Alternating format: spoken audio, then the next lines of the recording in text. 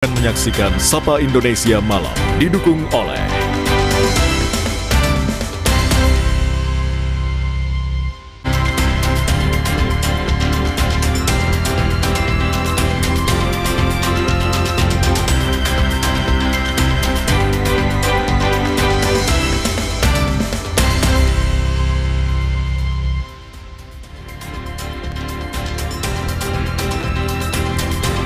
Anda menyaksikan Sapa Indonesia Malam, saudara. Ada kutipan dari Patrick Kluivert.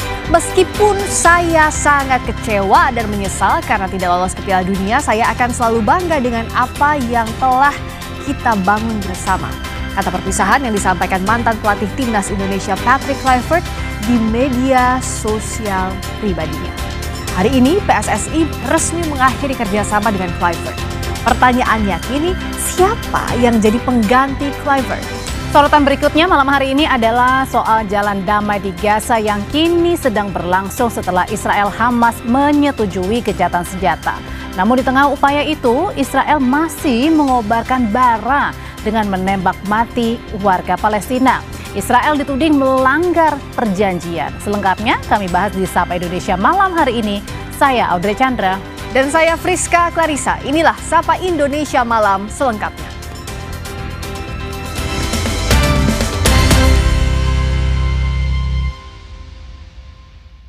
Saudara, usai ditangkap karena mengedarkan narkoba dari dalam rutan Salemba bersama warga binaan lainnya, pesinetron sekaligus terpidana kasus narkoba Amar Zoni dipindahkan ke Lapas Nusa Kambangan Cilacap, Jawa Tengah yang punya pengamanan super ketat.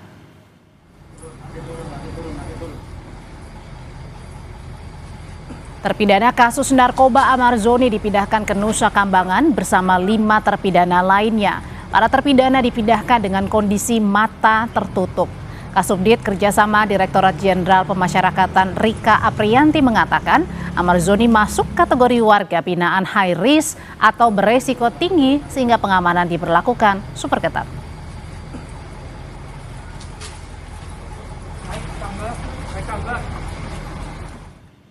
Tiba di Nusa Kambangan, terpidana Amar Zoni akan ditempatkan di lapas super maksimum sehingga pengamanan diberlakukan super ketat.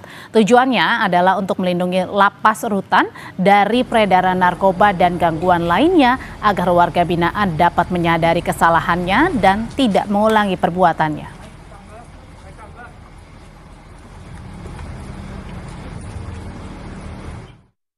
Beberapa kategori memenuhi persyaratan untuk Amar Zoni masuk dalam kategori high risk. Beberapa pelanggaran kasus narkoba yang sudah dilakukan yang sekarang juga masih dalam proses hukum dan terus berjalan. Jadi tidak pandang bulu, siapapun itu terbukti melakukan pelanggaran narkoba khususnya, maka salah satu treatment yang diberikan adalah pemindahan ke lapas super maksimum Nusa Kambangan.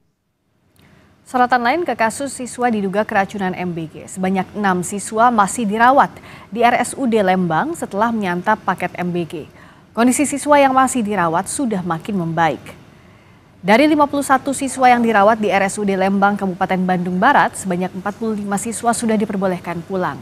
Saat ini tinggal 6 siswa yang masih menjalani perawatan. Sebelumnya para siswa ini mengeluh pusing, mual, dan sesak napas. Kondisi itu dialami setelah mengonsumsi paket MBG pada Selasa lalu.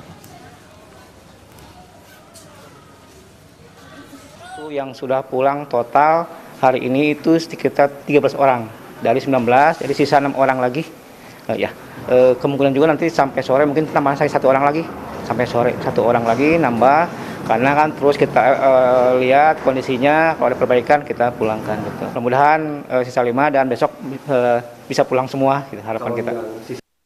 Informasi berikutnya, Presiden Prabowo Subianto saudara menegaskan insiden keracunan makanan bergizi gratis tidak dapat diterima. Meskipun jumlah kasus yang ada masih di bawah 1% dibandingkan paket makanan yang disalurkan. Presiden tegaskan akan memperketat penerapan standar operasional prosedur atau SOP dalam pelayanan dan juga pelaksanaan program MBG untuk mencegah insiden keracunan dan berbagai persoalan lainnya. I think we had food poisoning. But when we counted the number of meals we gave out, the number of food poisonings, I think the statistic is as low as 0.0007, which I think is not, I mean, even one poisoning is not acceptable. But I think in any human endeavor to have a zero defect or zero accident or zero mistake, I think is very rare in human endeavor, in my opinion. I don't make an excuse. We are determined to make it as near to zero as possible. We increased our oversight, SOPs.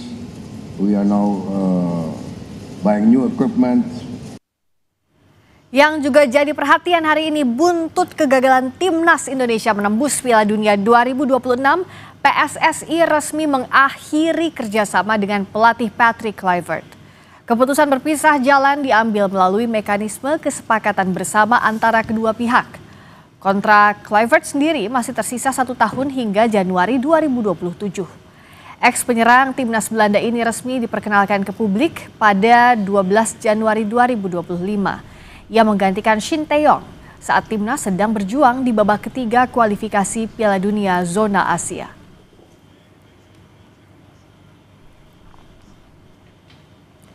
Melalui akun Instagramnya, Ketua Umum PSSI Erick Thohir mengunggah foto Patrick Kluivert beserta ucapan terima kasih kepada Kluivert dan tim kepelatihan atas kontribusi selama hampir 12 bulan untuk PSSI dan Timnas Indonesia. Erick juga mengatakan dengan penuh rasa hormat PSSI dan Kluivert serta tim kepelatihan sepakat untuk mengakhiri kerjasama. Seraya mengucapkan terima kasih sudah menjadi bagian dari perjalanan Timnas dan berjuang bersama untuk Merah Putih. Erick juga berterima kasih untuk seluruh supporter, pemain beserta keluarga dan ofisial yang sudah berjuang dan memberikan dukungan untuk Timnas. Erick akan melakukan evaluasi dan menentukan target bagi Timnas Indonesia berikutnya untuk bisa masuk ranking 100 besar FIFA, Piala Asia 2027, dan Piala Dunia 2030.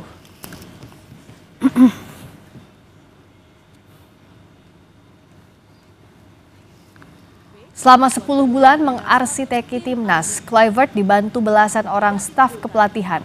Namun untuk urusan taktik, Kluivert erat berdiskusi dengan Alex Pastoor yang pernah melatih sejumlah klub Eredivisie Belanda seperti NEC Nijmegen, Sparta Rotterdam, dan Almere City. Ada juga Denny Lansat, ex-gelandang Timnas Belanda yang pernah menjadi asisten pelatih di sejumlah klub Eropa dan Liga Arab.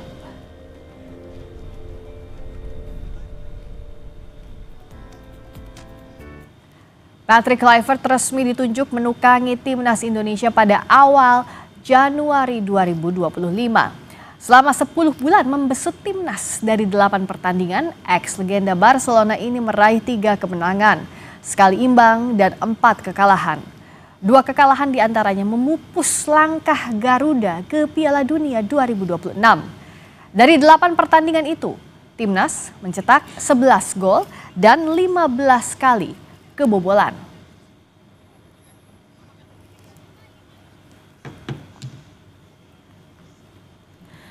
Saudara, Patrick Kluivert buka suara setelah berpisah dengan Timnas Indonesia. Kluivert mengaku kecewa karena gagal ke Piala Dunia 2026 dan mengucapkan terima kasih pada Indonesia. Melalui unggahan di Instagram pribadinya, Kluivert bilang, meskipun saya sangat kecewa dan menyesal karena tidak lolos ke Piala Dunia, saya akan selalu bangga dengan apa yang telah kita bangun bersama. Saya ingin berterima kasih kepada para penggemar, para pemain, staf saya, dan Bapak Erick Thohir atas perjalanan yang tak terlupakan ini. Terima kasih Indonesia.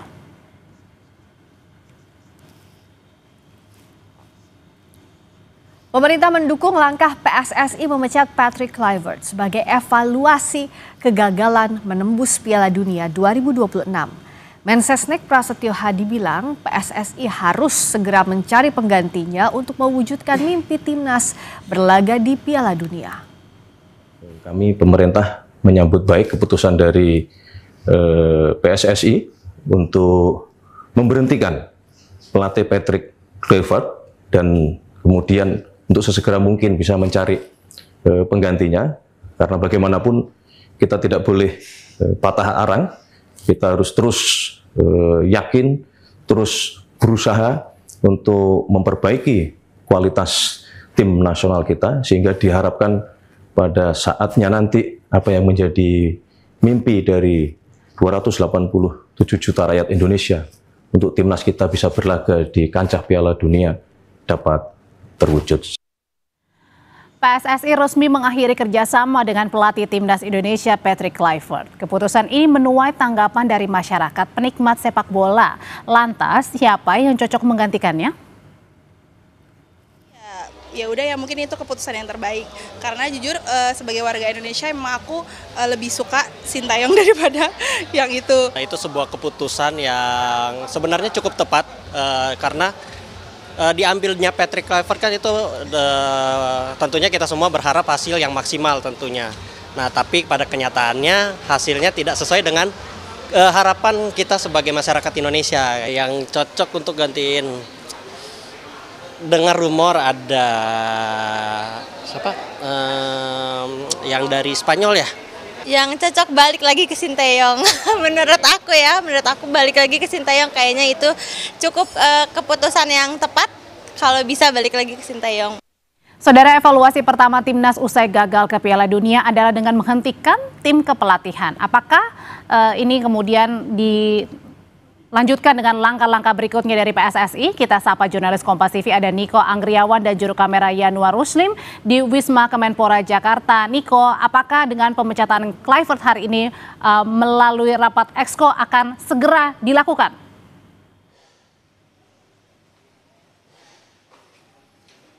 Ya, kalau misalnya pemecatan terkait dengan pemecatan pelatih kepala timnas Indonesia Patrick Kluivert ini, apakah PSSI mengadakan rapat dengan Exco atau komite eksekutif atau tidak, ini masih kita konfirmasi lebih lanjut. Adapun kalau misalnya kemarin pasca kepulangan timnas Indonesia dari kekalahannya di kualifikasi Piala Dunia 2026, manajer timnas Indonesia Sumarji yang menyatakan bahwa nantinya akan ada rapat PSSI dengan komite eksekutif untuk mengevaluasi penampilan timnas Indonesia di Piala Dunia 2020 di kualifikasi Piala Dunia 2026. Namun kalau misalnya terkait dengan pemecatan Patrick Kluivert, lazimnya ini harus berdasarkan rapat PSSI dengan komite eksekutif atau Exco PSSI itu sendiri. Namun kita juga masih belum mengetahui apakah rapat terkait dengan pemecatan Patrick Kluivert ini sudah digelar atau belum oleh PSSI atau bersama dengan komite eksekutif. Apakah rapatnya digelar secara tatap muka ataukah rapatnya digelar secara virtual. Dan kita masih juga menantikan bahwa apakah pemecatan dari Patrick Kluivert ini berdasarkan keputusan dari Erick Thohir selaku ketua PSSI ataukah sudah diputuskan bersama dengan komite eksekutif. Kalau misalnya kita berdasarkan lihat secara statistika, Audrey dan juga saudara, terkait dengan penampilan Patrick Kluivert bersama timnas Indonesia selama 10 bulan terakhir, ini ada 8 pertandingan. Di antaranya dia adalah 3 kali menang, seri 1 kali, kemudian kalah 4 kali, dan juga gol yang berhasil diciptakan timnas Indonesia di bawah arsitek Patrick Kluivert ini ada 11 kali dengan gol kebobolan 15 kali. Dan juga persentase kemenangan selama Patrick Kluivert memimpin timnas Indonesia ini hanya 37,5%. Kemudian kalau misalnya terkait dengan pemecatan Patrick Kluivert sendiri, ini belum ada statement lanjutan dari pihak PSSI bagaimana nantinya langkah-langkah selanjutnya yang akan ditempuh oleh timnas Indonesia pasca pemecatan Patrick Kluivert. Kalau misalnya kita bisa melihat sosial media sendiri, lewat sosial media resmi PSSI ini menyatakan mengakhiri kerjasama dengan Patrick Kluivert, dan tentu kita nantikan apa langkah yang ditempuh oleh PSSI untuk menentukan masa depan dari timnas Indonesia setelah ditinggalkan oleh Patrick Kluivert. Kalau misalnya kita melihat terkait dengan ada beberapa pelatih-pelatih yang nantinya digadang-gadang bisa menjadi pelatih timnas Indonesia untuk melanjutkan Patrick Kluivert, ini ada beberapa nama termasuk Di antaranya kembalinya Sintayong ini masih ditunggu oleh publik. Apakah nantinya akan ada pelatih-pelatih lain yang bisa mengarsiteki timnas Indonesia selanjutnya setelah Patrick Kluivert. Audrey. Terima kasih, jurnalis Kompas TV Niko Anggriawan melaporkan usai PSSI memecat Patrick Kluivert. Berikutnya saudara, di Sapa Indonesia Malam, disiplin harus ditegakkan, namun kekerasan juga tidak dibenarkan. Polemik antara Kepala SMA Negeri 1 Cimarga dan siswanya yang sempat jadi kisruh, kini sepakat damai. Namun akankah kasus ini jadi pelajaran bagi banyak pihak untuk saling berbenah demi masa depan pendidikan? Ulasannya setelah jeda di Sapa Indonesia Malam.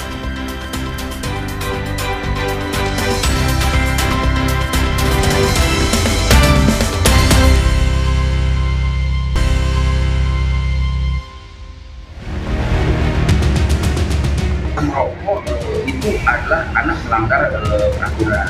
Ketika penanganan oleh kepala sekolah ada tindak kekerasan. Nah ini bisa jadi permasalahan hukum, ya kan? Padahal niatnya Bu Guru, ya kan, adalah baik, ya kan. Sebagaimanapun seorang guru kepada muridnya, itu adalah bentuk kasih sayangnya.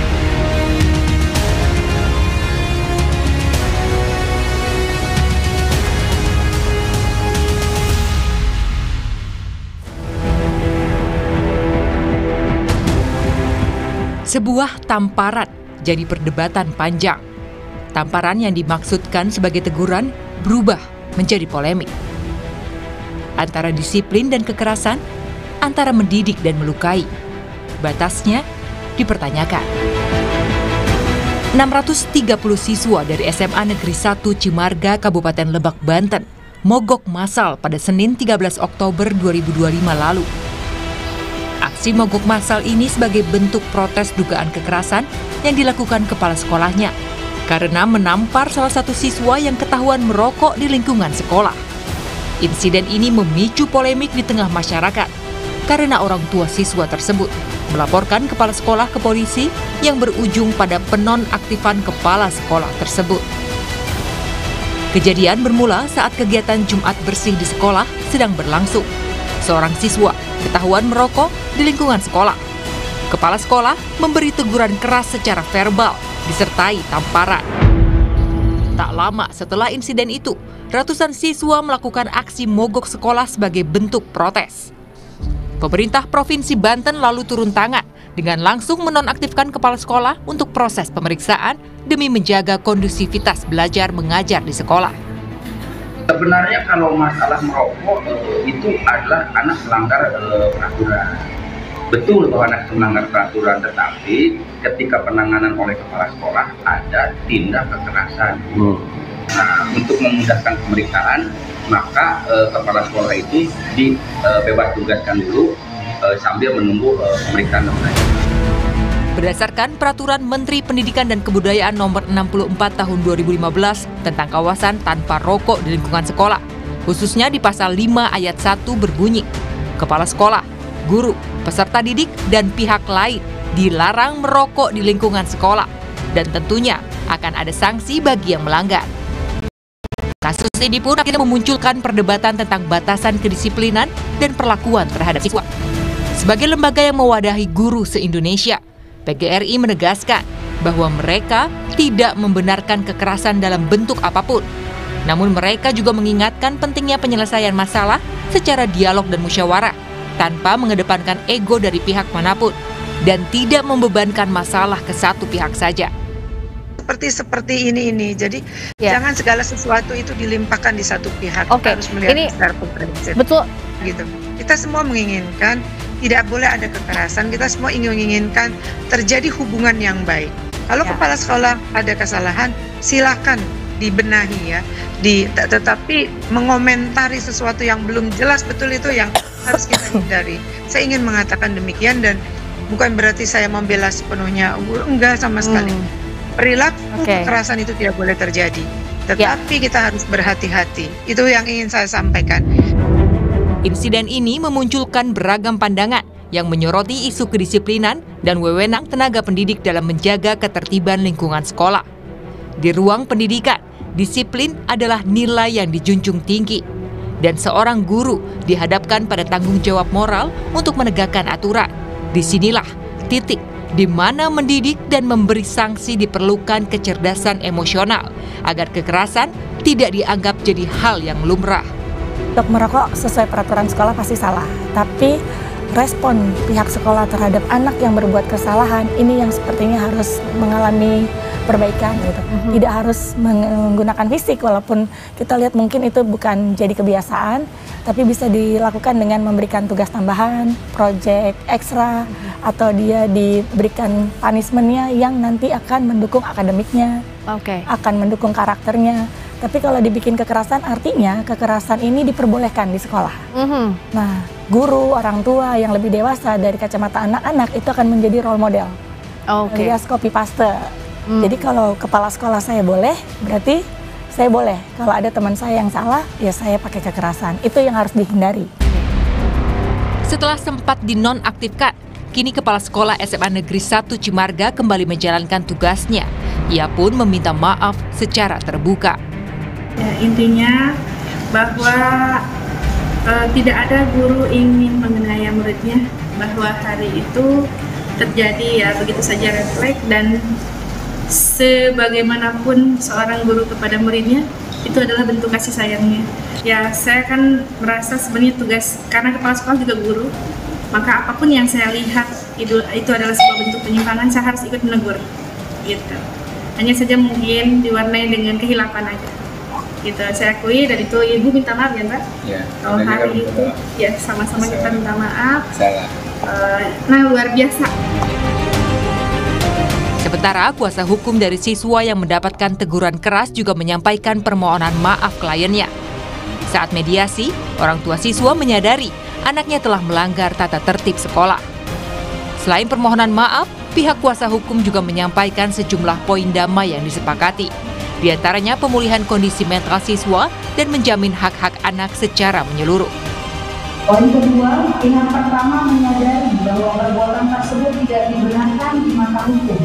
Menyesali serta berjanji tidak akan mengulangnya kembali di kemudian hari.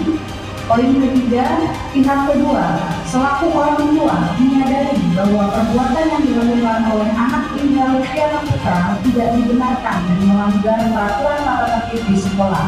Pihak kedua juga meminta maaf kepada pihak pertama dan berjanji tidak akan terulang lagi dan akan mendidik anak menjadi lebih baik lagi. Gubernur Banten Andras Soni juga berharap tak ada lagi kasus seperti ini dan keberlangsungan belajar mengajar menjadi tanggung jawab semua pihak. Nah, ini bisa jadi permasalahan hukum, ya kan? Padahal niatnya Bu Guru, ya kan, adalah baik, ya kan? Indra sendiri ya setelah menyadari kesalahannya, ya, dan sudah saling memaafkan. Mestinya selesai di situ kan. Nah, sampai terjadi mogok, ini kan mempertentangkan antara guru dengan murid, dan saya berharap mudah-mudahan tidak terjadi lagi di Banten. Saya sudah minta kepada Pak Sekda, Kepala Dinas, untuk menyampaikan kepada guru-guru bahwa keberlangsungan belajar mengajar di sekolah itu tanggung jawab semua pihak, bukan cuma tanggung jawab kepala sekolah, tanggung jawab wali kelas, tanggung jawab TU, tanggung jawab penjaga sekolah, tanggung jawab kebersihan sekolah, tanggung jawab semua, tetap masuk tanggung jawab gubernur. Hasil mediasi ini sekaligus menjadi akhir dari perselisihan antara kepala sekolah dan orang tua siswa setelah insiden yang menyita perhatian publik beberapa hari terakhir. Insiden ini juga membuka wacana tentang aturan dan batas kewenangan. Disiplin harus ditegakkan, namun kekerasan juga tidak dibenarkan. Tim Liputan, Kompas TV. Saudara, hari ini PSSI resmi mengakhiri kerjasama dengan Kluivert. Tepatkah putusan ini? Pertanyaannya kini, siapa mengganti Kluivert? Usai jeda, Friska Clarissa akan membahasnya untuk Anda di Sapa Indonesia Malam.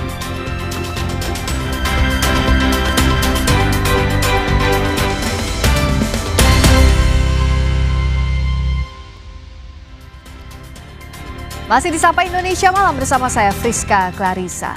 PSSI resmi mencopot pelatih timnas Patrick Kluivert usai kegagalan melaju ke Piala Dunia. Sejumlah nama muncul disebut-sebut layak menjadi pengganti.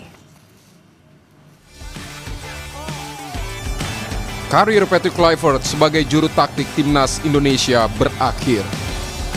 PSSI memutuskan mengakhiri kerjasama dengan legenda sepak bola Belanda tersebut. Keputusan itu keluar beberapa hari setelah Kluivert gagal membawa timnas lolos ke Piala Dunia 2026 setelah berturut-turut menelan kekalahan atas Arab Saudi dan Irak. Dalam pengumuman di akun media sosial, PSSI menyebut keputusan itu melalui diskusi terbuka dan penuh rasa saling menghormati untuk mengakhiri kerjasama. PSSI juga menyampaikan terima kasih atas dedikasi dan kontribusi Kluivert untuk sepak bola Indonesia. Ketua Umum PSSI Erick Thohir menyebut PSSI juga mengakhiri kerjasama dengan tim kepelatihan. Ini berarti bukan hanya Kluivert, tapi juga para asistennya seperti Alex Pastoor dan Denny Lanzat. Patrick Kluivert pertama kali diperkenalkan sebagai pelatih timnas Indonesia pada 8 Januari 2025. Penunjukannya menjadi kontroversi karena menggantikan pelatih asal Korea Selatan Shin Tae-yong yang berhasil membawa timnas ke putaran 3 kualifikasi Piala Dunia Zona Asia. Apalagi ketika itu Shin Tae-yong di pertandingan terakhirnya sukses bawa Garuda mengalahkan Arab Saudi 2-0. Namun setelah sekitar 10 bulan bersama timnas, rekor Kluivert tak terlalu mengesankan. Dalam 8 pertandingan, Kluivert hanya membawa timnas menang 3 kali, 4 kali kalah dan 1 kali seri. Padahal sebelumnya timnas mampu menahan imbang Australia 0-0 di Jakarta. Kluivert kemudian berhasil memenangi 2 pertandingan berturut-turut atas Bahrain dan Tiongkok dengan skor tipis 1-0. Selanjutnya timnas ditelan Jepang 0-6. Kluivert berhasil membawa timnas menang telak 6-0 di FIFA Matchday lawan Taipei. Namun di laga lain, lawan Lebanon, terlihat sekali racikannya kesulitan mencetak gol sehingga ditahan imbang 0-0. Namun 2 kekalahan lawan Irak dan Arab Saudi memutus peluang timnas ke Piala Dunia. Kegagalan itu memunculkan gelombang protes dari publik agar PSSI mendepak Kluivert. Pengamat sepak bola Gita Suwondo menyebut ada sejumlah nama yang pantas mengganti Patrick Kluivert menangani timnas Indonesia. Misalnya Bernardo Tavares yang pernah membawa PSM Makassar, juara Liga Indonesia, kemudian mantan pelatih Irak Jesus Casas, dan juga bisa mencoba kembali jasa asisten pelatih Kluivert Alex Pastoor. Jadi kedepannya saya pikir juga harus ada pelatih yang bisa memegang kamar ganti. Artinya benar-benar pemain itu hormat kepada dia. Kemudian dia juga punya track record yang baik. Kalau kita lihat dalam negeri, ada Bernardo Tavares yang baru saja mundur dari PSM Makassar. Dia pernah membawa PSM keluar sebagai juara Liga 2 musim yang lalu, 2 atau 3 musim yang lalu, saya lupa. Kemudian mantan pelatih Irak ya, Jesus Casas. Dia juga kan sedang tidak punya pekerjaan sekarang. Kenapa tidak dilakukan? Karena dia bisa membawa Irak sampai sejauh ini, setidaknya masuk ke round 3, dan di round 3 juga cukup berhasil saat itu, walaupun tidak sampai berakhir round 3. Banyak sebenarnya pelatih-pelatih yang lebih punya rekor baik dibandingkan dengan Patrick Kluivert. Kalau mau sebenarnya Alex Pastoor juga sosok yang cocok untuk melatih kita. Kenapa? Karena dia ini kan belum apa-apa. Walaupun belum punya prestasi membawa kita lolos sampai Piala Dunia, kan dia bisa disebut sebagai media darling. Media itu cukup menganggap bahwa Alex Pastoor ini yang cukup punya jasa dibandingkan Patrick Kluivert. Ya kenapa coba didekati dia kalau dia mau misalnya. Pada November 2025 mendatang, timnas akan menjalani FIFA Matchday. Agenda besar berikutnya ialah mengikuti Piala AFF dan juga menghadapi Piala Asia 2027. Semoga PSSI bisa menemukan pelatih terbaik untuk menangani Garuda kembali mengepakkan sayap. Tim Liputan, Kompas TV. PSSI mencopot Patrick Kluivert sebagai pelatih timnas. Lalu selanjutnya pelatih seperti apa yang pantas menggantikan Kluivert menangani Garuda? Kita akan bahas bersama pengamat sepak bola Tommy Welly dan juga mantan pemain timnas yang juga pernah melatih timnas Indonesia, Aji Santoso. Selamat malam, Bung Toel. Malam, Friska. Coach Aji, sehat juga ya? Selamat malam. Sehat malam, Mbak Friska, Bung Toel. Malam, Gus Aji. Malam, terima kasih sudah hadir.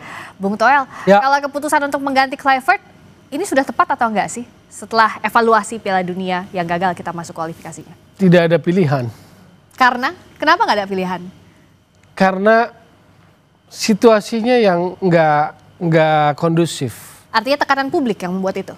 Tekanan netizen, saya nggak yakin itu publik itu keseluruhan publik bola gitu. Jadi saya lebih memilih kalimat tekanan netizen. Kenapa Bung Toel membacanya tekanan netizen bukan tekanan publik secara umum? Oke lah publik ada, tapi saya lebih lihat tekanan netizen. Kenapa? Karena persoalannya sejak dia hadir itu kan selalu dalam apa namanya?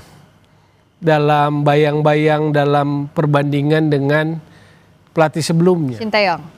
Siapapun pelatih yang menangani timnas Indonesia, kalau kondisinya seperti ini akan sulit. Siapapun pelatih yang menangani timnas senior Indonesia, jika kondisinya yang seperti ini nih, tekanannya dibandingkan seolah-olah lebih baik, lebih buruk, bla bla bla bla, akan sangat sulit. Tapi saat meracik tim kan nggak ada tekanan dari publik, artinya itu hak prerogatifnya ada di tangan pelatih. Iya, tapi begitu kalah, maka saya bilang kan ukurannya kan akhirnya kedangkalan kita hanya mengukur dari kemenangan, nggak lebih dari itu. Begitu kalah keluar kan semua tuh, keluar semua perbendaharaan itu tuh. Karena mungkin harapannya besar. Contoh kami lebih ikhlas gagal dengan yang lama gitu kan. Berarti kenapa sih kamu nyebut Sinteyong nih kamu Toel? Biar Friska aja. Artinya kan. Orang seolah kalau kalimat itu yang diungkapkan berarti kan publik lebih cinta pelatih itu ketimbang timnas Indonesia, logikanya. Karena harapannya sebenarnya kita bukan pengen timnas nggak gagal, kita pengen timnas berhasil, ada fasenya lah. Dan itu terjadi di semua level, di semua negara juga pergantian pelatih normal. Tapi kan situasinya beda di kita. Kita lebih ikhlas, saya baca kan yang belakangan terjadi di gagal bersama pelatih sebelumnya. Itu karena ungkapan kekecewaankah? Ya harapannya ya, logikanya jadi kebalik kan. Yang disebut ke tim kepelatihan terbaik bisa membawa Indonesia misalnya dengan taktik yang lebih matang saat lawan Arab Saudi misalnya. Taktiknya berbeda. Arab Saudinya berbeda. Itulah ketidakmatangan kita.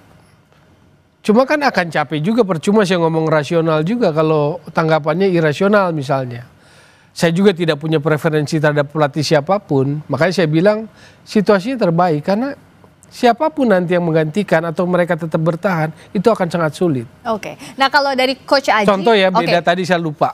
Apa? Arab yang waktu kalah 2-0 sama kita di GBK dengan yang main kemarin cuma 3 di starter yang sama. Jadi Renat sudah mengubah timnya juga. Yang Renat mainkan di GBK itu cuma 3 pemain yang sama. Yang strategi waktu lawan Arab yang diterapkan Patrick Kluivert itu tepat atau enggak waktu itu? Kan Kluivert punya prinsip, punya gayanya sendiri. Bahwa maksimal atau tidak seharusnya pertanyaannya itu. Berarti kita bisa ambil kesimpulan tidak maksimal, ada error sehingga kemudian nggak jalan planningnya. Atau koreksinya terlambat penggantian, itu buat saya sih normal kalau itu. Karena kita akan bicara dalam koridor bola. Lalu kita bertanya kenapa kok bisa Kluivert terlambat? Nah, pasti kan ada penjelasannya tuh. Seperti Coach Aji misalnya dia ditanya misalnya kalau dalam posisi itu, wah Coach Aji kok rasanya orang publik umum menganggap Anda terlambat mengganti ya, dia pasti punya penjelasannya. Tapi ini kan sudah tidak akan terjadi lagi. Koridor analisis bolanya udah tidak akan terjadi lagi. Kalau Coach aja lihatnya memang apakah pergantian Patrick Kluivert itu ada terbaik karena tidak ada pilihan lain? Ada tekanan publik atau tekanan netizen yang Coach aja lihat juga atau gimana? Iya, kalau saya lihat sih memang kalau Patrick Kluivert tetap di Indonesia justru akan menjadi memberatkan dia karena situasinya sangat tidak memungkinkan di mana harapan orang-orang masyarakat kita adalah kepingin Indonesia lolos ternyata kan tidak. Jadi menurut saya ya Pak Erik pun yang mengambil keputusan untuk memutuskan dengan Patrick Kluivert saya pikir itu hal yang normal karena yang jelas ya kita mau nggak mau kita tahu Patrick Kluivert gagal membawa tim kita ke Piala Dunia meskipun mungkin ada beberapa faktor penyebabnya juga itu menjadi tanggung jawab Patrick Kluivert. Ya, kalau Coach Aji lihatnya artinya apakah saat publik kecewa waktu kemarin kalah tidak masuk kualifikasi Piala Dunia, apakah semata-mata fans timnas kita tidak siap kalah atau ada harapan yang lebih sebenarnya untuk Patrick Kluivert, Coach? Iya, kalau menurut saya kalau melihat dari luar ya pasti kekecewaan masyarakat karena tidak lolos karena kan cita-citanya masyarakat Indonesia dengan tinggal 180 menit kita bisa lolos ke Piala Dunia akhirnya akan gagal. Itu yang menjadi utamanya di situ gitu loh. Terus akhirnya diputuslah kontraknya Patrick Kluivert, karena kalau memang dipertahankan Patrick Kluivert, apa yang dikatakan oleh Bung Toel tadi, sangat susah dengan situasi yang seperti ini, pasti sangat susah untuk bisa mengembangkan sepak bola Indonesia, terutama timnasnya, seperti itu. Nah, soal pengembangan timnas tadi, Coach Aji, dari sisi pelatih, mantan pelatih, apakah keputusan PSS ini rasional atau tidak? Kalau misalnya alasannya karena tekanan publik setelah kalah di kualifikasi Piala Dunia, sementara kan yang juga direncanakan sejak awal, PSS ini punya rencana jangka panjang, minimal 2 tahun dengan Kluivert, Coach. Ya. Tentunya yang pertama pasti diputus kontrak Patrick Kluivert karena pasti gagal membawa ke Piala Dunia. Ya kan, meskipun ada kontrak jangka panjang, akhirnya itu tidak terjadi karena tidak bisa membawa tim kita lolos ke Piala Dunia. Saya yakin faktor utamanya masalah di situ gitu. Nah, ini kalau tetap dipertahankan justru nanti akan menjadi bumerang. Mereka ngelatih tidak tenang. Dari PSSI sendiri juga akan banyak serangan dari apa yang dikatakan Bung Toel tadi, netizen yang pasti akan menggempur habis-habisan baik Patrick Kluivert maupun pengurus PSSI. Ini sepertinya yang dihindari sama pengurus juga seperti itu. Artinya kalau Bung Toel juga lihat, meskipun awalnya jangkanya minimal lah sampai 2027, keputusan untuk mengganti Kluivert tidak ada pilihan lain. Tidak ada pilihan lain. Situasinya sulit. Kalau situasinya nggak berubah dari seperti sekarang, siapapun akan sulit. Siapapun akan sulit. Ini akan jadi presiden kalau kita bicara sepak bola dalam jangka yang panjang. Pelatih yang gagal akan selalu dihantui sebuah ancaman pecat. Pelatih nggak takut pemecatan karena itu tanggung jawab. Ekspektasi publik juga nggak apa-apa, biarin. Poin saya kan bukan soal ekspektasi. Harapan itu normal. Semua berharap kita Piala Dunia normal. Tapi kan persoalannya kita nggak tahu ukuran sepak bola kadang. Hanya tahu harapan aja, tapi ukuran sepak bola kita nggak tahu. Kalau dari ukuran sepak bola selama Kluivert memegang timnas Indonesia, progres apa yang Bung Toel lihat? Progresnya cara bermain, cara pandang. Makanya kan ketika begitu pilihan pemain, kan saya sampaikan berkali-kali supaya rasional bola kita jalan, cara pandangnya beda terhadap tim. Contoh, Ricky Kambuaya yang di era sebelumnya cadangan, kalau istilah di 8 bola cadangan mati lah gitu. Cuma duduk di cadangan, main dia sekarang. Dan kualitasnya ada. Persoalan katakanlah kita bisa mengkritisi nggak maksimal, ya memang enak kalau ngomong. Tapi buat pemain yang laksanain ya mungkin ronde 4 itu berat. Tapi Ricky Kambuaya jelas di satu titik punya potensi. Dia mampu bermain di posisi itu. Lalu misalnya Beckham yang nggak pernah di league, sebetulnya kan punya kemampuan. Itu yang saya lihat cara pandang. Contoh Asnawi gitu loh. Cuma kan Asnawi kan dipilih di era sebelumnya, ini kan enggak. Itu cara pandang yang berbeda terhadap pemain gitu loh. Kita nggak bicara soal jelek, bagus, bukan. Kalau yang sebelumnya itu senang yang lebih fisikal. Fisikal tuh bukan stamina. Fisikal tuh yang mainnya dengan fisik. Tapi ini tim kepelatihan Belanda ini senang yang teknikal. Gitu loh. Untuk progres butuh waktu untuk melihatnya. Sampai pemain itu paham, kan begitu. Cuman kan kelihatan sebetulnya bagaimana contoh ketika menaruh Verdong jadi gelandang bertahan. Menurut saya sih nggak banyak pelatih atau kita sendiri yang menyangka akan memainkan itu. Tapi menurut saya itu sebuah opsi-opsi atau value-value yang ditambahkan kepada tim. Karena Dinjam juga main bagus sebagai bek kiri. Intensitasnya kuat gitu loh. Jadi, nah misalnya persoalan Miliano bagus gitu loh. Siapa? Si Yakob juga bagus. Tapi ketika Yakob dan Miliano itu harus bermain seperti apa? Tapi analisis kita kan cuma bilang, Yakob kan winger, kenapa ditaruh jadi back gitu loh.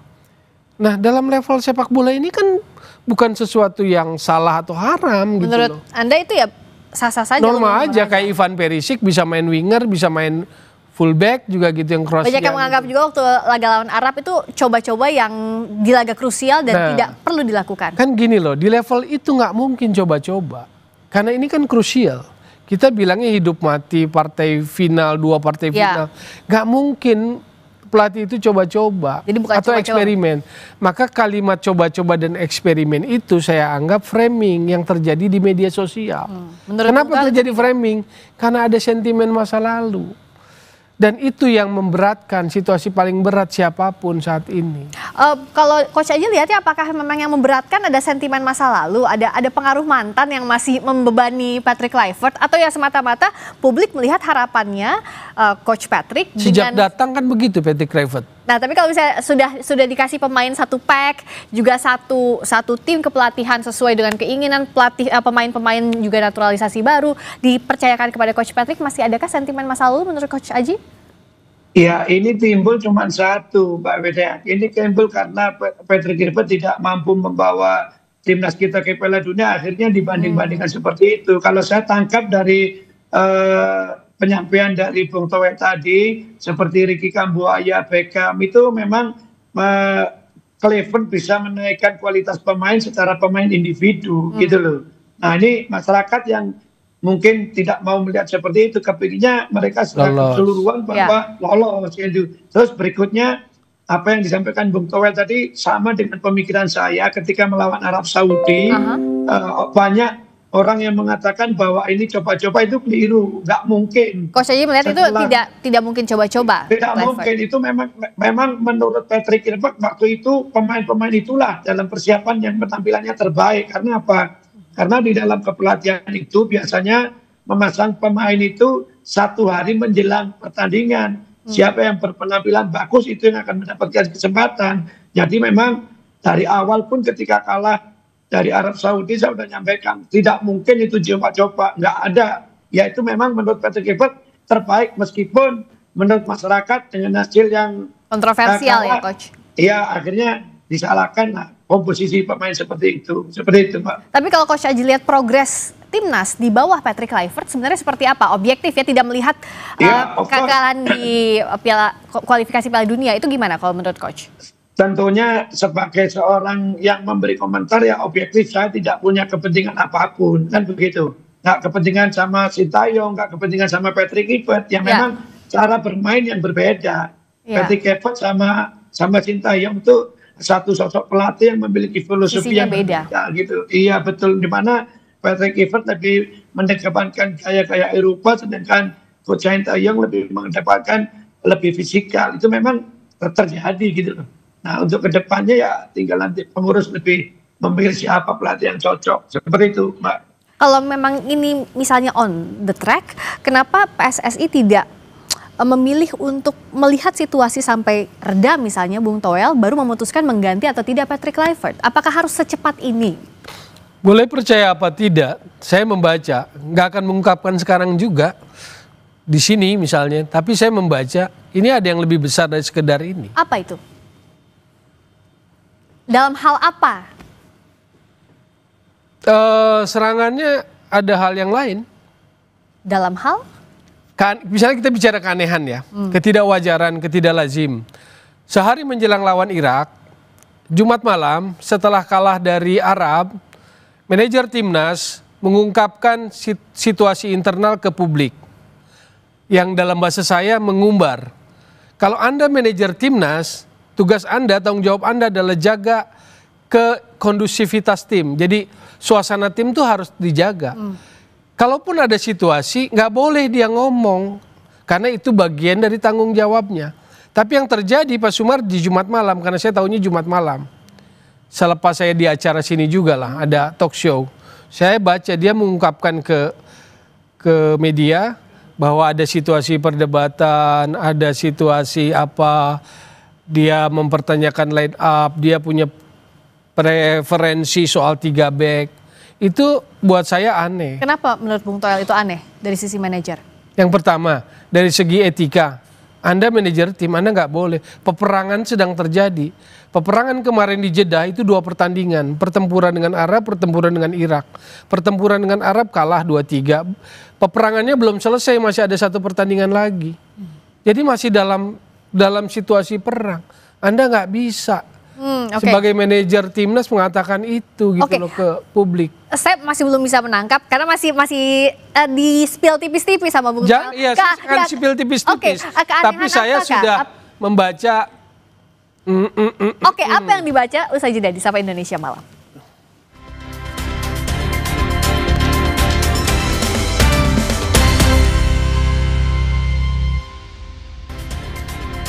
Masih di Sapa Indonesia Malam bersama saya Friska Clarissa. Patrick Kluivert buka suara setelah berpisah dengan timnas Indonesia. Kluivert mengaku kecewa karena gagal ke Piala Dunia 2026 dan mengucapkan terima kasih pada Indonesia. Melalui unggahan di Instagram pribadinya, Kluivert bilang, meskipun saya sangat kecewa dan menyesal karena tidak lolos ke Piala Dunia, saya akan selalu bangga dengan apa yang telah kita bangun bersama.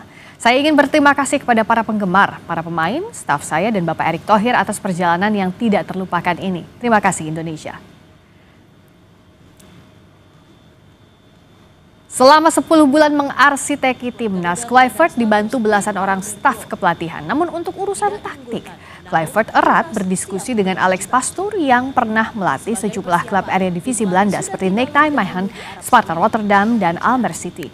Ada juga Denny Lancet, ex-gelandang timnas Belanda yang pernah menjadi asisten pelatih di sejumlah klub Eropa dan Liga Arab.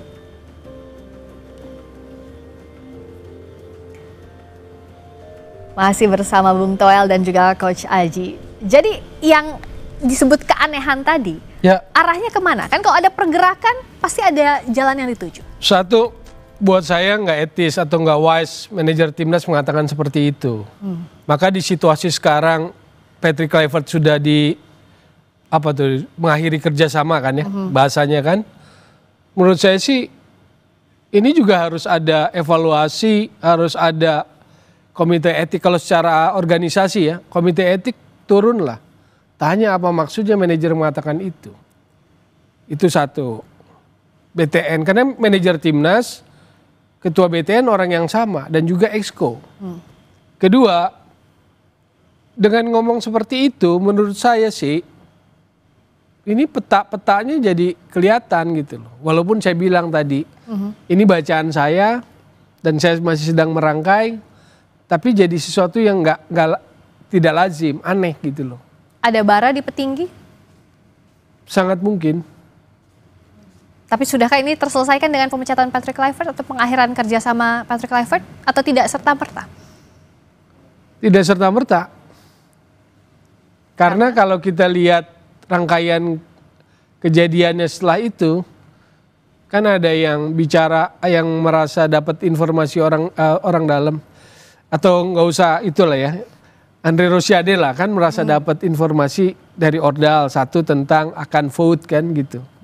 Lalu akan apa lagi, balik ke pelatih lama gitu loh. Apa yang dibaca? Dibaca oleh saya, STY itu cuma isu buat ngebensin aja. Yang sebenarnya dituju apa? Supaya eskalasi kegagalan ini makin tinggi kan. Agar yang eskalasi kegagalan Piala Dunia ini makin tinggi. Yang disasar tidak hanya pelatih saja? Ya pelatih kan udah selesai. Gampang aja kan mencat pelatih. Tapi federasi juga dievaluasi, itu yang akan disasar oleh sekelompok orang. Nah itulah, makanya kan. Apakah kita punya ukuran sepak bola yang normal? Sebetulnya ukuran normal tuh gini loh. Saya nggak mengecilkan kesalahan-kesalahan yang disebut lah. Yang ada orang telat ganti pemain, salah susunan, enggak. Silahkan lah itu. Cuman artinya kalau orang bola kan ukurannya harus ajak gitu loh. Saya nggak punya preferensi kepada siapapun pelatih. Tapi misalnya gini, yang lolosin ke ronde 4 siapa? Tapi kan orang selalu ditarik-tarik ke belakang toh. Karena itu yang saya sebut sebagai sentimen masa lalu. Itu kan suka nggak suka membebani. Kapan membebani? Begitu kalah langsung membebani. Kalah di Australia membebani. Padahal Kluivert kasih 2 kemenangan yang langsung membuat harapan dan peluang rakyat Indonesia untuk tetap Piala Dunia kan terjaga. Waktu menang dari Bahrain dan Cina. Kan gitu kan. Jadi belum ada pelatih siapapun yang ada di babak ini. Lalu apakah dia harus menanggung dosanya? Iya, akhirnya karena tekanan publik ya sudah gitu kan. Cuma itu akan jadi presiden buruk. Berarti siapapun pelatih yang akan menukangi tim nasional Indonesia kalau gagal, pecat. So, siapa yang bisa gantiin Patrick Kluivert, Coach Aji, dengan kondisi seperti ini? Itu ada yang namanya direktur teknik. Dia akan juga membaca bagaimana peta kekuatan sepak bola di Indonesia, cara bermain seperti apa. Ya tentunya pengurus-pengurus PSSI pasti akan berdiskusi dengan direktur teknik tersebut gitu. Juga alangkah baiknya memang direktur teknik itu juga bicara-bicara dengan mantan-mantan pemain sepak bola nasional yang senior-senior, bagaimana ke depan, kira-kira pelatih yang seperti apa yang akan dipanggil. Tentunya itu harus menjadikan salah satu referensi gitu. Jadi kalau saya dikatakan siapa, ya nanti pasti manajemen pengurus PSSI akan berbicara sama direktur teknik itu. Kalau Coach Aji nggak akan lagi ya, karena udah pernah ya, Coach. Kalau Bung Toel, siapa yang bisa dengan kondisi seperti ini? Anda kan, kalau yang saya baca tadi, kalau bacaannya Bung Toel, ada hal politis di balik pergantian Patrick Kluivert atau bahkan di tubuh federasi. Nah, dengan kondisi seperti ini, siapa pelatih yang bisa menggantikan? Yang bisa menggantikan, yaitu tadi sebetulnya kalau secara ilmu bolanya, mekanismenya, karena ini organisasi kan federasi, ngobrolnya dengan direktur teknik. Ini mau pelatih yang seperti apa? Karena itu yang benar. Cuma kita kan namanya apa ya? Misleading lah, salah paham. Sehingga dalam percakapan seperti ini misalnya, banyak ya seperti Mbak Friska atau host itu kan nanya, ini bakal 3 apa 4? Itu kan membingungkan sebetulnya dari sisi sepak bola, pertanyaan seperti itu. Aku nggak nanya itu loh, aku nanya siapa kira-kira. Misalnya saya kasih contoh, karena itu tadi sebetulnya kalau ngobrolnya dengan direktur teknik, dia bilang tugas dia itu kan mengassessment sepak bola kita. Iya. Makanya Coach Aji bilang tadi ngobrol lah, yaitu mengassessment. Nah karena gini Bung Toel, supaya tahu karakter sepak bola Indonesia, maka akan bisa menemukan pelatih yang cocok. Nah itulah kenapa Dirteknya juga kan semuanya satu paket tuh dari Belanda sampai ke pencari bakatnya pun dari Belanda sih, mohon maaf. Nah, sekarang coachnya udah nggak ada nih, udah berhenti. Sebetulnya itu yang saya lihat, struktur kepelatihannya coba dibangun begitu. Iya kan, dari tapi direktur dengan teknik gagal sampai ke bawah. Piala Dunia, kemarahan luar biasa, ya kecewa marah sih nggak apa-apa, normal. Akhirnya kan memang ini udah nggak bisa lagi tuh struktur yang kemarin disebut itu, yang Belanda itu. Akhirnya akan rombak dong. Siapa yang kira-kira bisa apa, atau dari negara mana lah? Kita kan tahu ada nama Jesus Casas misalnya, Spanyol, itu cocok atau enggak? Ya, atau Coach Aji misalnya bisa jadi juga. Atau siapa lah dari Indonesia atau pelatih lokal, atau better kita ambil dari luar lagi? Kalau mau sesungguh-sungguhnya, kalau kita mau jadi hebat beneran, kita harus kuat, kepelatihan kita harus kuat ke depannya. Jepang di awal-awal liganya itu komposisinya misalnya dia 18 ya. J-League One-nya itu 12 asing, 6 lokal. Tapi perlahan apa yang terjadi dulu itu sekarang berubah. Sekarang 12, 6 asingnya 6. Itu yang benar. Kenapa? Berarti ada peningkatan kualitas dalam coaching quality-nya, dalam kualitas pelatihnya. Mbak Friska sebutkan negara maju mana yang nggak kuat kepelatihannya. Jerman stabil sepak bolanya, kualitas kepelatihannya nggak pernah habis. Joachim Löw, Hansi Flick, Julian Nagelsmann. Selalu ada regenerasi. Yes. Spanyol nggak pernah habis, Italia nggak pernah habis. Kan yang kalau mau dibilang negara Eropa kuat tapi lemah kepelatihannya kan cuma Inggris. Yang kita susah nyebutin pelatih bagusnya gitu loh. Jadi salah satu indikator kalau Anda ingin negara Anda kuat dalam sepak bola, coaching quality-nya harus kuat. Jadi kalau kita lihat pelatih kita nggak dapat nominasi, kita harus sedih sebetulnya. Itu loh. Cuma kan yang sedang dilakukan sekarang mengakselerasi. Oke lah, dalam fase-fase sekarang, periode sekarang, ambil dulu pelatih istilahnya asing. Buat tandem lah ya. Jadi ada pelatih asing, tapi nanti juga kita ada pelatih lokal yang ditandem, misalnya begitu. Keharusannya begitu, gitu loh. Cuma tinggal mekanismenya aja yang keren, yang transparan. Kenapa ini jadi asisten pelatih gitu? Kan kita nggak pernah tahu. Tiba-tiba misalnya Zulkifli Syukur jadi asisten pelatih Indra Safri gitu loh. Saya nggak punya attention pribadi ya. Kenapa saya sebut nama? Cuma kan kita harus tanya gitu. Kenapa dia ada di situ? Apa karena dia sudah pro-license, apakah dia ranking terbaik di pro-license atau A-license? Kan nggak pernah ada penjelasan itu. Maksud saya kalau kita mendapatkan penjelasan itu, semoga publik bola kita makin terdidik gitu loh. Nah kalau dari Coach Aji, dari perspektifnya pelatih, apa yang mumpung sekarang kan kita mencari pelatih baru siapa? Seperti apa sebetulnya struktur tim kepelatihan yang harus dirancang agar satu, kita memajukan timnas, tapi juga kita punya regenerasi pelatih dari Indonesia. Saya tadi sebelum live ini juga saya sudah berpikir kita tidak ada masalah pengurus PSSI mengambil pelatih asing lagi tidak ada masalah karena sepak bola kita juga memang tuntutannya tinggi. Tetapi jangan lupa di setiap usia, meskipun lah usia 23, 20 atau senior memakai pemain asing, tapi jangan lupa menyertakan pelatih lokal kita. Tujuannya apa? Untuk transfer knowledge gitu loh. Kita lihat Vietnam, kita lihat Thailand juga mereka berani menggunakan pelatih-pelatih lokal kan gitu. Mungkin saja kan pelatih-pelatih itu setelah menjadi asisten pelatih asing. Jadi menurut saya tidak ada masalah mendatangkan pelatih asing lagi, tapi saya sih masih banyak pelatih-pelatih muda yang memiliki kualitas bagus dengan catatan memenuhi persyaratan. Contohnya lisensinya harus pro, dia masih muda, memiliki visioner di dalam melatih. Jadi nanti akan ada transfer knowledge, jangan nanti seperti sekarang ini Patrick Kluivert dan lain-lain semua asing begitu mereka pergi sudah tidak ada yang ditinggalkan ilmu sepak bolanya kan begitu. Sebenarnya skema ini kan pernah dilakukan juga waktu zaman STY, ada Coach Nova di situ dan sekarang juga Coach Nova pegang juga U17. Apakah seperti itu skemanya kira-kira? Harus. Jadi sebagai prerogatif lah federasi. Mau siapapun nanti yang dipilih dari negara manapun, ya harus disertakan pelatih lokal kita.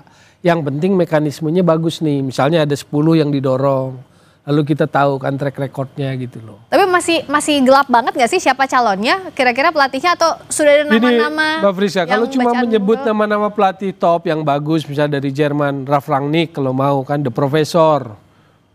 Tapi kan nggak sesederhana itu. Apakah dia klop, apakah dia mau, apakah dia available, apa angkanya cocok gitu loh. Lalu misalnya Oliver Glasner juga bagus. Kalau Spanyol, saya kan senang Spanyol. Saya termeh-mehnya sama Pep Guardiola doang. Jadi saya nggak pernah termeh-meh sama pelatih manapun gitu. Tapi oke lah, misalnya Ernesto Valverde kalau berani gitu loh.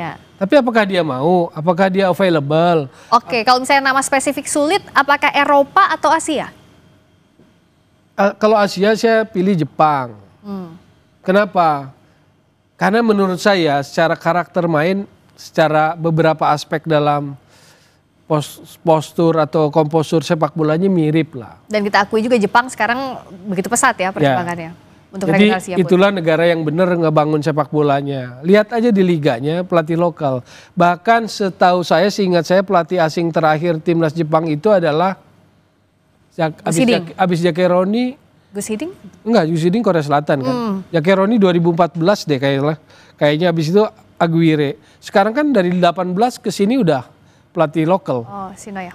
Iya, yang sekarang Moriyasu menurut saya next nih 2026 asistennya itu yang bakal naik. Ini bacaan saya, tapi kalau benar ingat saya ngomong Makoto Hasebe yang punya pengalaman di Bundesliga, yang sekarang asisten. Begitu Moriyasu selesai di 2026. Hasebe yang bisa naik untuk Makoto Hasebe dugaan saya. Nah, kayak negara yang sudah begitu itu lihat kan kualitasnya. Karena apa? Dia udah ngerti ilmu bolanya, udah paham. Dan kalau Coach Aji sejauh ini mungkinkah ada pelatih lokal kita yang punya spek itu untuk bersanding bersama dengan pelatih asing? So far yang punya license dan sebagainya. Ya makanya itu kan pengurus seharusnya memberi kesempatan siapapun ya, tentunya yaitu tadi memenuhi persyaratan, lisensinya terrendah tertinggi yang di Indonesia, memiliki pengalaman, siapapun tidak ada masalah gitu loh. Biar itu tadi yang terpenting adalah jangan mengeluarkan uang miliaran, tidak ada ilmu yang tertinggal di Indonesia gitu loh. Pelatihnya sudah tidak ada lagi. Jadi ini tujuannya apa? Ya tentunya tujuannya untuk perkembangan sepak bola Indonesia itu sendiri. Ya, karena cita-cita awal juga transfer knowledge biar ada regenerasi, kita punya pelatih yang bagus, punya pemain yang bagus juga. Terima kasih Coach Aji Santoso, terima kasih Bung Tommy Wellis sudah hadir di Sapa Indonesia Malam. Berikutnya saudara, kami kembali dengan sorotan lainnya. Presiden Prabowo Subianto mengizinkan warga negara asing bisa memimpin BUMN. Lalu apa dasar hukumnya? Informasinya usai jeda di Sapa Indonesia Malam.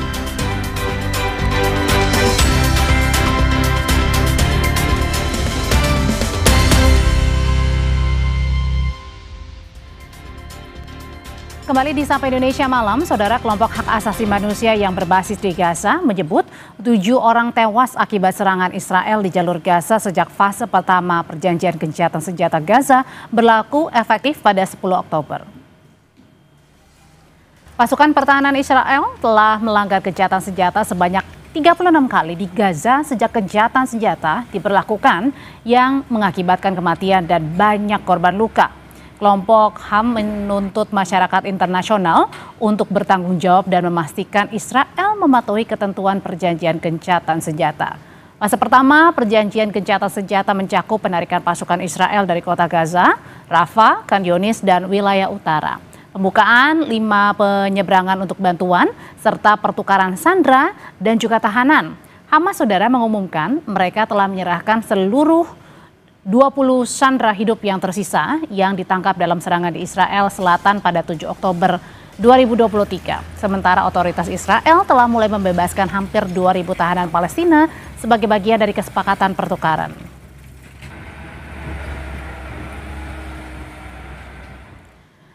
Gencatan senjata yang diharapkan jadi awal kemerdekaan bagi warga Gaza dinodai oleh Israel yang ternyata melanggar kesepakatan gencatan senjata di hari pertama.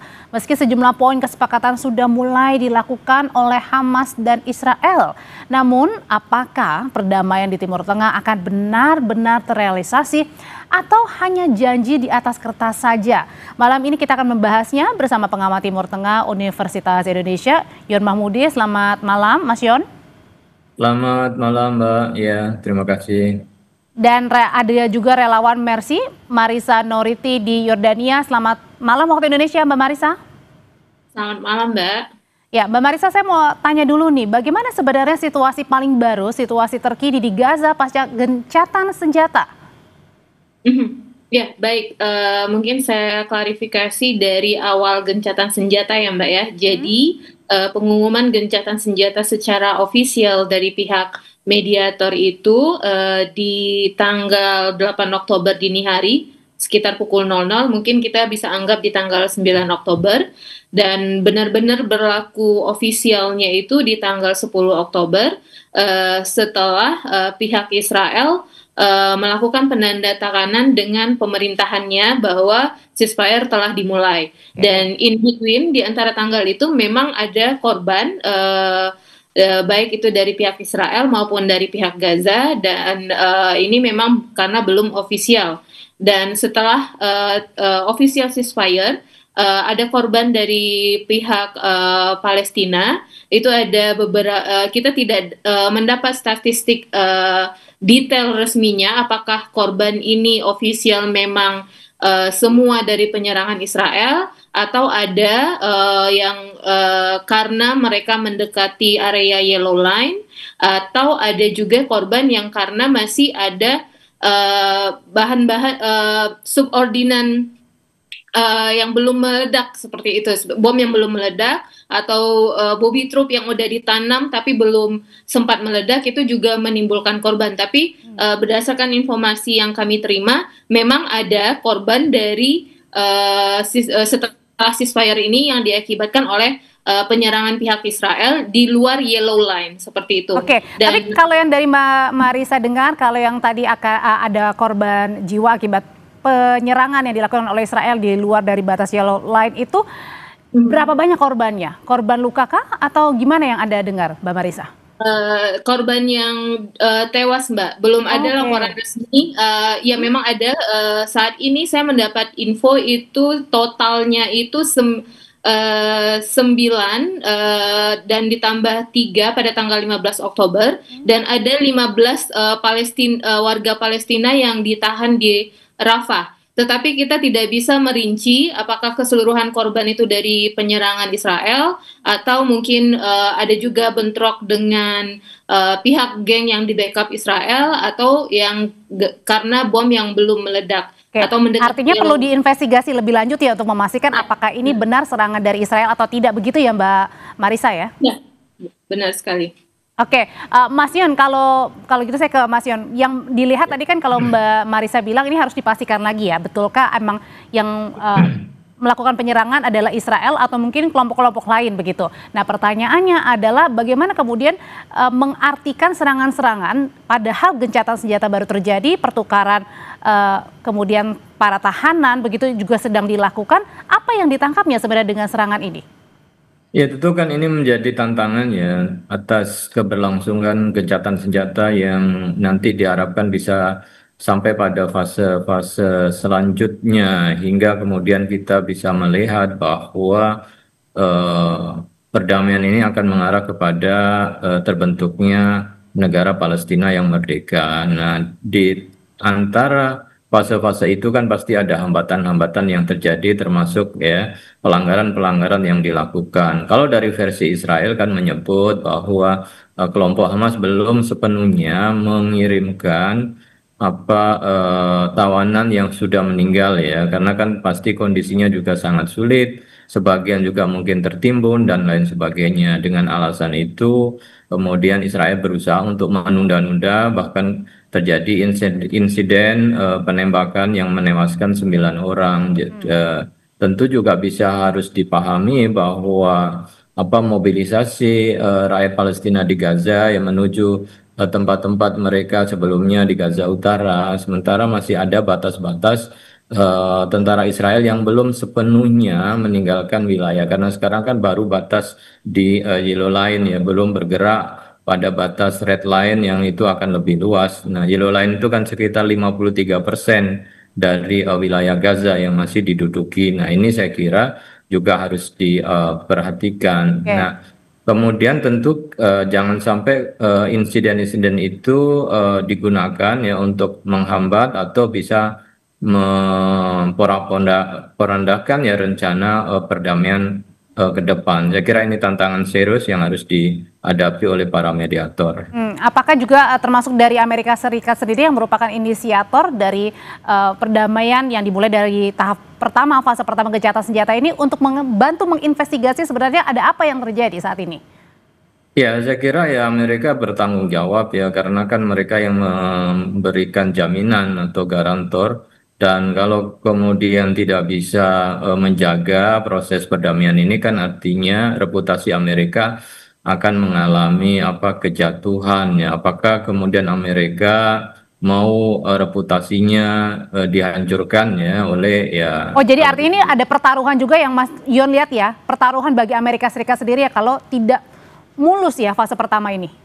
Ya, karena kan Donald Trump sudah mendeklarasikan bahwa ini sebagai fase perdamaian yang terbesar, yang itu akan menghentikan semua peperangan dan perdamaian secara permanen. Dan dia yakin kedua belah pihak akan bisa menyetujui hingga sampai pada fase-fase berikutnya menjadikan Gaza sebagai wilayah yang damai. Nah, itu kan sudah disampaikan dan dia sangat yakin. Kalau itu tidak terpenuhi, maka tentu reputasi Amerika sebagai peacemaker akan dipertaruhkan gitu ya, keseriusan dan kemampuan di dalam mengendalikan situasi. Nah, Amerika saya kira juga harus bisa memastikan itu bersama mediator-mediator yang lain. Oke, yang kemarin melakukan dan menyaksikan penandatanganan itu ya maksudnya ya? Iya. Mas Yana, oke. Kalau gitu Mbak Marisa, kalau tadi dibilang bahwa memang harus perlu diinvestigasi lebih lanjut mengenai serangan-serangan yang kembali dialami di Gaza. Nah, tapi pertanyaan lainnya adalah bagaimana sejauh ini dengan fase pertama yang sudah berlangsung dimulai. Kabarnya kan masih belum semua tahanan kemudian dikembalikan ya oleh Israel. Ya, saat ini masih banyak tahanan yang dari pihak warga Gaza yang ditahan Israel, yang cukup kami highlight sekarang masih ada 150 medical workers yang masih ditahan di pihak Israel, dan dari pihak Israel sendiri seperti yang disampaikan oleh Bapak Yon bahwa mereka juga menuntut Hamas untuk segera mengembalikan jenazah dari hostage-nya, dan inilah yang dijadikan oleh Israel juga untuk menunda masuknya humanitarian aid saat ini. Dari kesepakatan, bisa saya sampaikan di kesepakatan itu 600 truk per hari, dan Israel telah juga membuat rilis ofisial mereka tidak akan menyetujui 600 truk per hari, hanya 50% saja. Jadi sangat penting sekali bagi dunia internasional dan tentunya pihak mediator untuk memastikan ceasefire yang masih fragile ini benar-benar berlangsung sesuai dengan apa yang telah disepakati. Seperti itu, Mbak. Ya, tapi gimana dengan perasaan warga yang sudah kembali pulang begitu ke sana? Kalau kita lihat di visual kan sangat menggambarkan betapa sukacitanya mereka setelah bertahun-tahun tidak kembali pulang ke rumah, begitu perbaikan jalan juga sedang dilakukan. Tapi mengingat dengan adanya lagi serangan yang kembali dirasakan warga, seperti apa warga di sana meresponnya? Ya. Sebagian besar warga Gaza masih banyak sebenarnya yang masih bertahan di selatan karena mereka masih waspada, masih melihat bagaimana keberlangsungan ceasefire ini, dan mereka juga belum terlalu nyaman untuk pindah ke utara karena bisa kita lihat sendiri itu seperti kota mati. Belum ada fasilitas untuk kehidupan yang layak di sana, air, listrik, dan lain-lain. Dan tentunya untuk pindah dari selatan ke utara itu juga biaya yang sangat mahal untuk transportasi dan lain-lain seperti itu. Jadi secara umum warga Gaza merasa lega karena paling tidak sudah tidak ada lagi serangan udara. Akan tetapi untuk benar-benar memulai kehidupan mereka kembali secara utuh di rumahnya masing-masing, itu mereka masih wait and see seperti itu, Mbak. Oke, Mbak, ini kan kalau dari drone kita lihat kan banyak bangunan yang sudah bisa dikatakan sangat sulit ya untuk kemudian bisa berada di sana. Dalam artian adalah harus dibangun ulang lagi, ditata lagi, begitu juga dengan jalanan begitu. Bagaimana di sana warga pada saat kembali tiba di kampung halaman bermalam? Ya, bagi yang kembali seperti biasa, Mbak, mereka akan menempati lahan-lahan perumahan mereka akan mencari lahan yang cukup layak, yang terdekat dengan tanah mereka, dan untuk kebutuhan sehari-hari mereka akan mengusahakan melalui truk air dan untuk listrik tentu saja hanya panel surya yang bisa membantu mereka hingga saat ini. Maka oleh karena itu belum 100% warga Gaza kembali ke utara seperti itu. Oke, pertanyaan selanjutnya adalah dalam konteks hukum internasional sebenarnya apa konsekuensi bagi sebuah negara yang melanggar perjanjian gencatan senjata yang sudah disepakati secara resmi kemarin dan diinisiasi oleh Amerika Serikat dan disaksikan oleh semua negara? Tetap bersama kami, nanti Mas Yon akan menjawabnya. Tetap bersama kami di Sapa Indonesia Malam.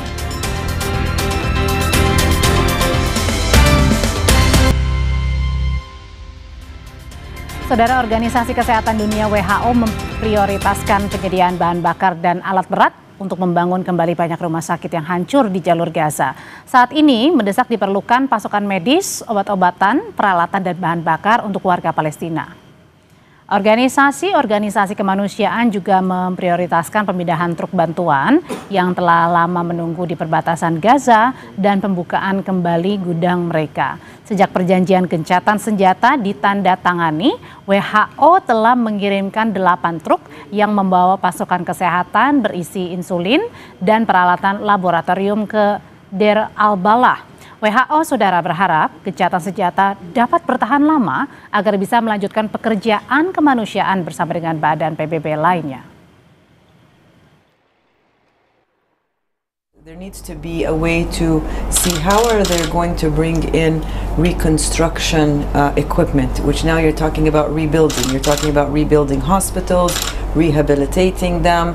That requires really heavy machinery, and I think that's going to take some time. Everything needs to go in right now. I think number one is also fuel to run the hospitals. We're talking about at one point for quite a long time, there was zero stock of some of the major basic medications on the essential medicines list. Kita kembali lagi berbincang, Mas Yon, masih sama pertanyaan sebelumnya. Ada apa konsekuensi begitu atau sanksi yang bisa dilakukan kepada negara-negara yang melanggar gencatan senjata Israel Hamas? Ya, ini kan perundingan negosiasi ya, yang diinisiasi bukan oleh lembaga formal ya, internasional seperti lembaga Dewan Keamanan PBB, tetapi diinisiasi oleh Amerika dan negara-negara lain ya, baik di Timur Tengah maupun juga Eropa termasuk Indonesia. Maka tentu dalam hal ini bisa saja di antara satu pihak yang ada itu menarik diri atau keluar dari perjanjian Nah, ini tidak ada sanksi yang kuat kecuali memang ada tekanan dari penjamin yaitu Amerika dan juga berkaitan dengan kewajiban moral ya yang harus dipenuhi. Kecuali kalau kemudian ini dibawa dalam ketetapan ya Dewan Keamanan PBB sehingga ada penegakan hukum, ada sanksi yang harus ditepati. Tentu kita harus melihat juga pada fase berikutnya ya ketika Israel sudah menarik pasukannya dari sebagian wilayah Gaza, maka itu harus diisi oleh pasukan perdamaian yang itu nanti bisa memastikan bahwa wilayah itu aman dan harus ada yang menjaga keamanan karena sekarang tentu kondisinya belum aman-aman betul ya, maka tentu pergerakan rakyat ke tempat lain itu saya kira harus ditahan dulu sampai semua dipastikan aman karena tadi itu khawatir aksi-aksi sepihak yang dilakukan oleh Israel masih dilakukan selama mereka kemudian belum meninggalkan tempat yang harus dilakukan penarikan diri dan belum digantikan oleh pasukan internasional yang diharapkan ya Amerika kan sudah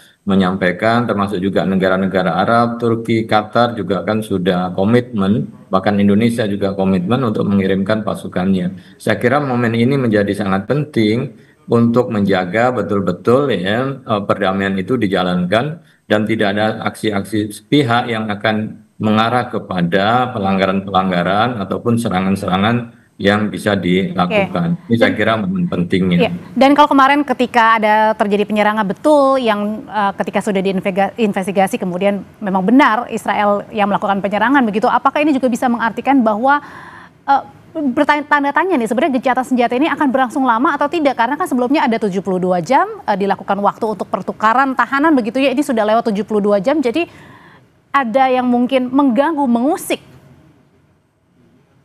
Iya, harusnya itu sudah masuk ke fase berikutnya ya. Tapi kan kita lihat bahwa Israel berusaha untuk menunda-nunda dengan alasan bahwa dari pihak sandera yang sudah meninggal jenazahnya belum semuanya dipulangkan.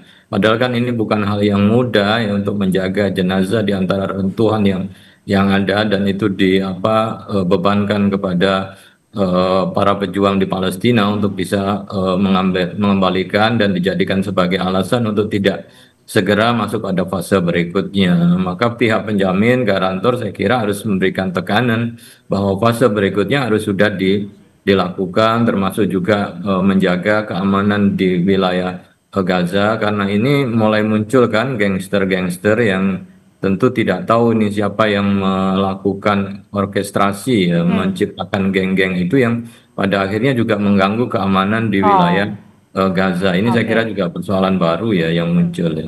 Oke, Mbak Marissa, terakhir pertanyaan ke Anda adalah pada saat yang lalu-lalu kan bantuan untuk pasokan makanan, bantuan obat-obatan ini sangat sulit sekali ya masuk ke Gaza begitu. Kalau sekarang kondisinya sudah lebih baik atau masih sama dengan yang kemarin? Untuk saat ini kondisi memang membaik, Mbak, untuk jumlah bantuan yang masuk ke Gaza, baik itu medis atau non-medis, ataupun bahan bakar yang dibutuhkan untuk operasional rumah sakit, akan tetapi belum sesuai dengan kebutuhan rakyat Gaza dan belum sesuai dengan kesepakatan ceasefire seperti itu. Memang sudah ada peningkatan situasi di Gaza, akan tetapi ini perlu terus didorong agar bantuan kemanusiaan ini benar-benar masif sehingga kehidupan rakyat Gaza bisa pulih kembali seperti itu. Tapi sekarang tidak ada lagi ya, kalau dulu kan sempat rumah sakit kemudian diserang begitu, kalau sekarang tidak ada ya, artinya sudah mulai kemudian bantuan obat-obatan masuk, mereka-mereka yang terluka pun bisa dirawat. Iya, tapi masih dengan kondisi terbatas karena hampir setiap jenis obat di Gaza itu 50% saat ini kosong dan peralatan laboratori juga sangat terbatas. Jadi perawatan di setiap rumah sakit pun juga sangat terbatas dan tidak ada satupun rumah sakit yang fully function di Gaza seperti itu. Oke, kalau gitu pertanyaan terakhir singkat aja Mas Yon, apa yang bisa dilakukan Indonesia pada saat kemarin kan Presiden Prabowo juga menyaksikan secara langsung ya penandatanganan gencatan senjata Israel dan Hamas dengan serangan yang terjadi saat ini yang dirasakan warga Palestina?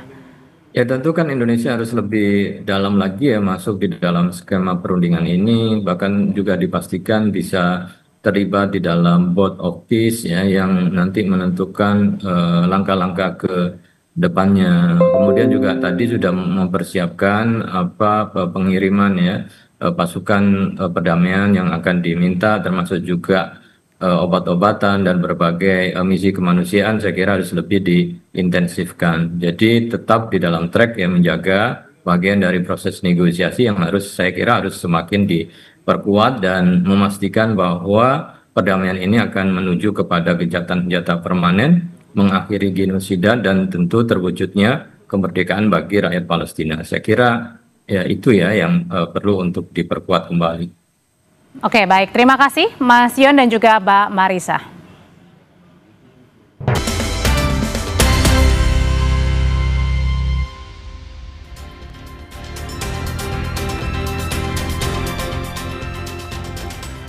Dan saudara, kami tutup Sapa Indonesia malam kali ini. Kami ingatkan Anda agar jangan lupa cukupi kebutuhan air mineral Anda setiap hari dan rasakan kesejukannya. Saya Friska Clarissa. Dan saya Audrey Chandra pamit. Terima kasih, selamat malam.